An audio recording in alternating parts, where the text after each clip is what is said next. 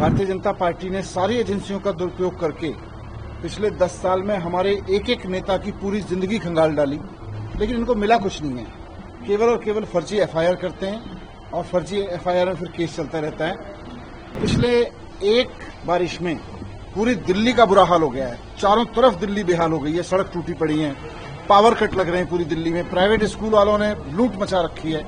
Even BJP के कट्टर समर्थक भी रो रहे हैं कि उनको भी प्राइवेट स्कूल वाले लूट रहे हैं। भारतीय जनता पार्टी जनता का ध्यान भटकाने के लिए कि इनसे काम तो हो नहीं रहा, इस तरह के फर्जी केस करते हैं, एफआईआर खेलते हैं। निकलेगा कभी कुछ नहीं, क्योंकि पहले भी कुछ नहीं निकला था।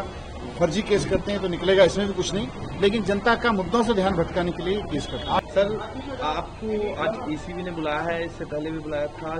मामला गंभीर है और आरोप भी गंभीर लगाए जा रहे हैं। देखिए, दिल्ली में शानदार स्कूल बने, शानदार पढ़ाई हुई, दिल्ली में शिक्षा में बहुत शानदार काम हुआ, ये सारा देश जानता है। लेकिन भारतीय जनता पार्टी राजनीति से प्रेरित होकर अपनी एजेंसियों का दुरुपयोग करके इसमें एफआईआर करवाती है। और फिर आज मुझे एसीबी ने बुलाया है, मैं सारी बातें रखूंगा एसीबी के सामने।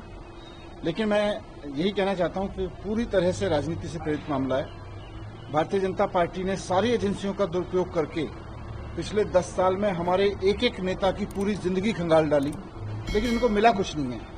केवल और केवल फर्जी एफआईआर करते हैं और फर्जी एफआईआर में फिर केस चलता रहता है। होना इसमें भी यही है, कहीं कुछ निकलेगा नहीं। इस केस के बारे में एक चीज और मैं आप सबके संज्ञान में लाना चाहता हूं कि मनोज तिवारी जी ने, जो भारतीय जनता पार्टी के सांसद हैं, उन्होंने मेरे ऊपर ये आरोप लगाया था। और जब मैंने उनके ऊपर मानहानि का मुकदमा किया तो वो जमानत लेके अभी जमानत में बचे हुए हैं। तो इसमें तो मनोज तिवारी जी भी बचे हुए भाग रहे हैं इस आरोप से। इन आरोपों में कोई सच्चाई नहीं है, पूरी तरह से झूठा केस है। लेकिन मैं सोचता हूं ये भारतीय जनता पार्टी वाले कर क्यों रहे हैं ये सब।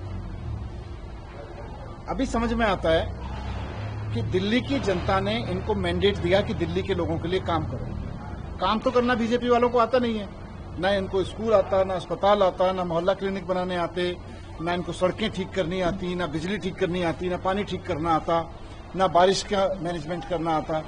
अब देखो, पिछले एक बारिश में पूरी दिल्ली का बुरा हाल हो गया है। चारों तरफ दिल्ली बेहाल हो गई है, सड़क टूटी पड़ी है, पावर कट लग रहे हैं पूरी दिल्ली में, प्राइवेट स्कूल वालों ने लूट मचा रखी है।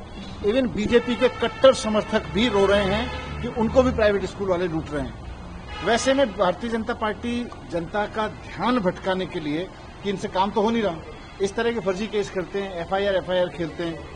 निकलेगा कभी कुछ नहीं, क्योंकि पहले भी कुछ नहीं निकला था। फर्जी केस करते हैं तो निकलेगा इसमें भी कुछ नहीं, लेकिन जनता का मुद्दों से ध्यान भटकाने के लिए केस करते हैं। आपके संबंध के बारे में पूछा तो उन्होंने कहा भी तो जांच से केजरीवाल को भी आना पड़ेगा, आपको लगा तो प्लानिंग चल रही है।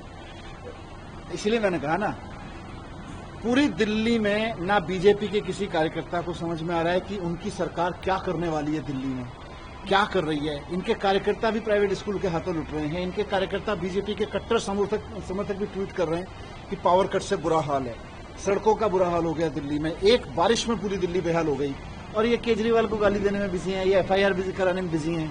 तो इनको कुछ आता दाता तो है नहीं, केवल एफआईआर, केवल फर्जी एफआईआर करनी आती है। पिछले संबंध में आप नहीं गए, आरोप ये लग रहा है कि आपके बहुत कुछ छिपा रहे हैं, आप इसलिए नहीं गए। ये एफआईआर खेलते रहे, मैं तो काम करता हूँ।